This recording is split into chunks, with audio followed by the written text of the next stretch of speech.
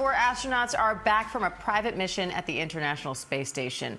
The Axiom astronauts splashed down in the Pacific in a SpaceX capsule after more than 2 weeks in space.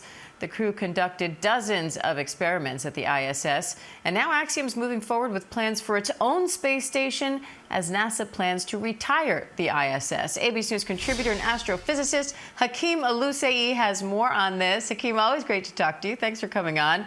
So how significant is this mission and the experiments these astronauts conducted? Well, first of all, thank you for having me.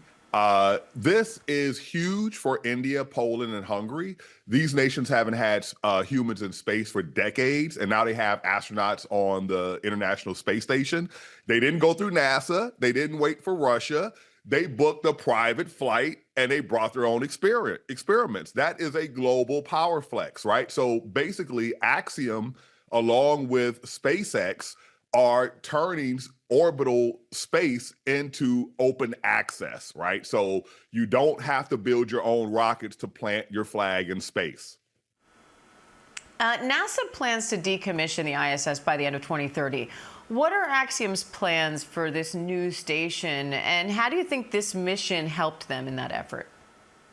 Yeah, this was a demonstrator mission for them. Once the ISS retires, Axiom wants to be the new landlord of low Earth orbit, right? And so they're not just flying people to the ISS. They're making plans to build the next space station. They already have countries signed up. They've signed up multiple countries. So, this shows that private space flight is no longer joyrides for billionaires. It's science, it's sovereignty, it's strategy. And right now, Elon Musk's company SpaceX is the only way astronauts can launch into space from American soil. What do you make of these private space companies taking over for NASA, and what does it mean for the future of space exploration? I think in space exploration, both human space exploration and the science we do in space, I think that we perform best when there is a combination of both public and private investment.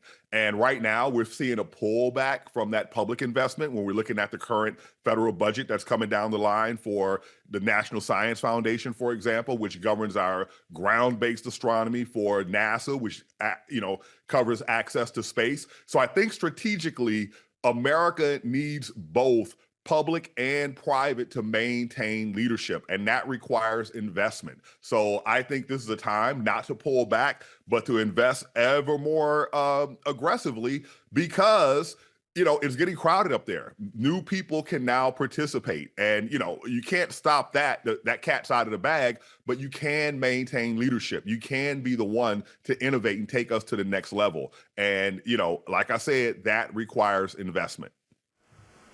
All right, ABC News contributor, astrophysicist Hakeem Oluseyi, thank you. Always great to talk to you.